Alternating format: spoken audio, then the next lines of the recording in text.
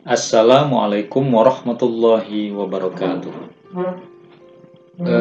Teori pengetahuan, sebagian mungkin sudah paham bagaimana ketika kita bicara tentang teori pengetahuan, dan mungkin sebagian yang belum membaca atau mendalami bahwa rangkaian kegiatan yang dilakukan untuk mengetahui pengetahuan itu yaitu pengetahuan yang didapatkan secara sistematis, ya, memiliki kejelasan, kebenarannya teruji, dan dapat dipertanggungjawabkan secara ilmiah.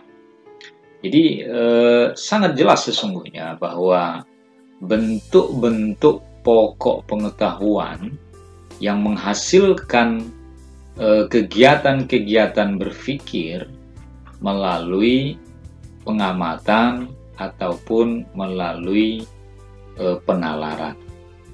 Terbentuknya pengetahuan atau terbentuknya epistem, ya, yang kita biasa menyebut dengan epistemologi. Paling tidak ada dua aliran pokok, ya, yang membicarakan dari awal dan terjadi pergumulan di dalamnya. Yang pertama adalah rasionalisme. Kita coba melihat rasionalisme. Ya. Rasionalisme memiliki pendapat bahwa hanya dengan menggunakan prosedur tertentu dari akal, kita bisa sampai pada pengetahuan yang sebenarnya, yaitu pengetahuan yang tidak mungkin salah. Jadi rasionalisme ini menurut saya sangat self-confidence. Karena menurut mereka atau menurut aliran rasionalisme ini, bahwa sumber pengetahuan satu-satunya adalah akal budi. Ya. Akal budi inilah yang memberi kita pengetahuan yang pasti tentang sesuatu. Jadi nggak mungkin salah. Ya. Kaum rasionalis atau aliran rasionalisme menolak anggapan bahwa kita bisa mengetahui atau menemukan pengetahuan berdasarkan panca indera kita. Menurut Plato, ya, filsuf Yunani abad ketiga sebelum Masehi, satu-satunya pengetahuan sejati menurutnya adalah apa yang disebut dengan epistem, ya, yaitu pengetahuan tunggal. Pengetahuan tunggal yang tidak berubah sesuai dengan ide-ide yang abadi. Apa yang kita tangkap melalui panca indera hanya merupakan tiruan saja menurut Plato dari ide-ide yang abadi.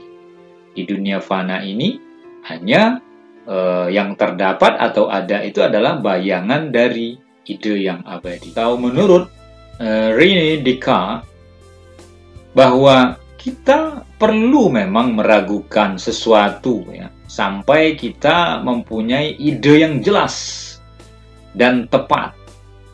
Menurut Descartes, hanya akal budi dapat membuktikan bahwa ada dasar bagi pengetahuan manusia. Atas dasar untuk merasa pasti dengan apa yang diketahui.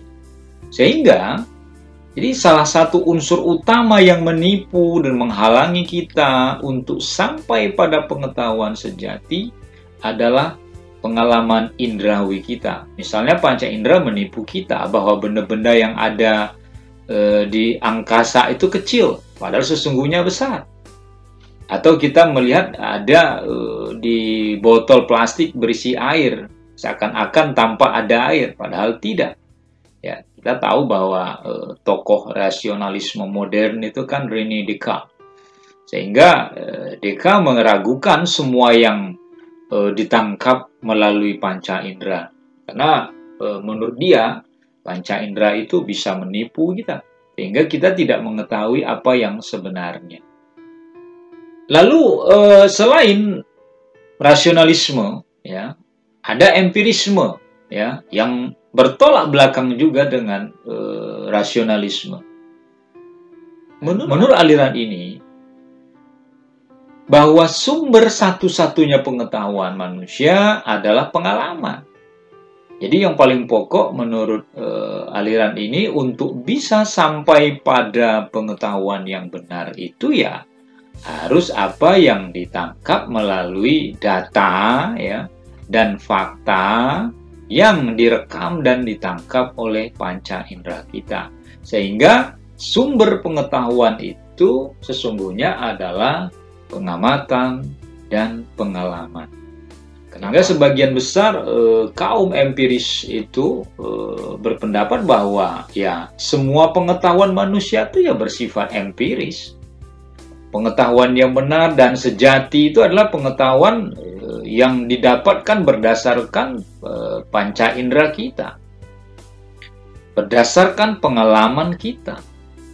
Pengalaman yang dimaksud tentu saja pengalaman yang terjadi melalui dan berkat bantuan panca indera kita, apa yang kita lihat, apa yang kita dengar, apa yang kita rasakan, ya. Dan pengalaman semacam ini berkaitan dengan data yang ditangkap itu baik yang bersifat spontan ataupun bersifat langsung.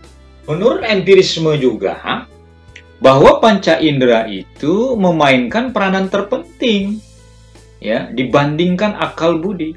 Ini dia mencoba ya meyakinkan bahwa peran pengalaman itu justru lebih strategis dan penting daripada akal budi.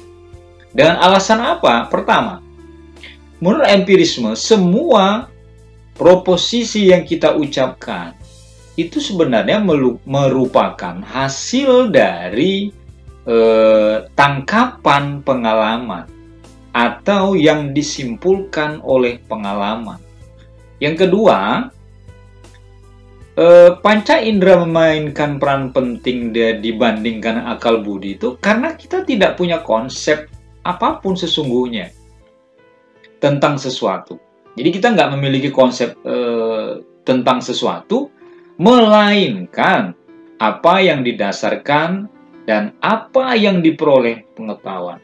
Lalu yang ketiga, panca indera mainkan peran penting itu dibanding akal budi dengan argumen bahwa akal budi itu hanya bisa berfungsi kalau acuan ke realitas atau ke pengalaman.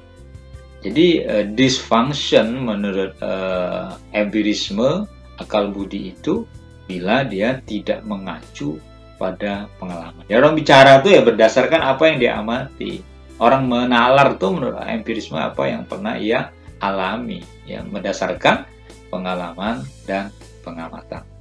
Filsuf kontemporer, filsuf belakangan yang mencoba menjelaskan tentang empirisme dan rasionalisme yaitu Immanuel Kant. Sebenarnya kalau kita lihat Immanuel Kant ini dia mencoba mendamaikan sesungguhnya ya perseteruan ya yang sangat hebat antara rasionalisme dan empirisme.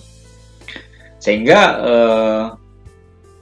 Kant menurut saya mencoba mensintesakan sehingga menurutnya ada dua unsur yang ikut melahirkan pengetahuan manusia. Apa dua unsur pengetahuan yang melahirkan pengetahuan manusia? Menurut Kant yang pertama adalah bahwa kondisi eksternal manusia yang menyangkut benda-benda yang tidak bisa diketahui sebelum kita mengetahuinya dengan panca indera disebut dengan objek material, ya.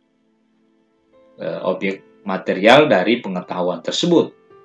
Sehingga untuk bisa sampai pada pengetahuan menurut Kant, kita dapat menggunakan cara empiris dengan menggunakan pengalaman dan pengamatan indrawi. Nah, ini yang pertama. Jadi menurut Kant bahwa ketika kita mengkondisikan, mengetahui, menangkap sesuatu berdasarkan panca indera, ya, apa yang disebutnya dengan objek material tersebut dari pengetahuan, itu cara empiris bisa dilakukan untuk mengetahuinya. Lalu yang kedua menurut Kant, kondisi internal yang ada pada diri manusia itu sendiri. Kenapa? Karena ini menyangkut kategori ruang dan waktu, serta hukum sebab akibat. Inilah yang disebut sebagai objek formal pengetahuan menurut Kant. Karena kategori-kategori a priori ini memungkinkan kita membayangkan sesuatu terjadi tanpa harus didasarkan fakta tertentu. Artinya dia mencoba membela rasionalisme di sini. Yang pertama dia mencoba ngepro kepada empirisme, yang kedua dia mencoba ngepro pada rasionalisme. Artinya kelihatan banget kan mencoba mensintesakan atau mendamaikan antara aliran rasionalisme dan empirisme terkait dengan pengetahuan. Kalau kita cermati ya secara seksama, sebenarnya sintesa dari kedua paham rasionalisme dan empirisme ini pada level tertentu sesungguhnya kita telah temukan pada Aristoteles. Karena Aristoteles ya, ia menolak pandangan Plato sesungguhnya bahwa pengetahuan hanyalah ingatan akan ide-ide abadi. Aristoteles mengungkapkan sebuah prinsip yang dianggap sebagai paham empirisme. Apa itu?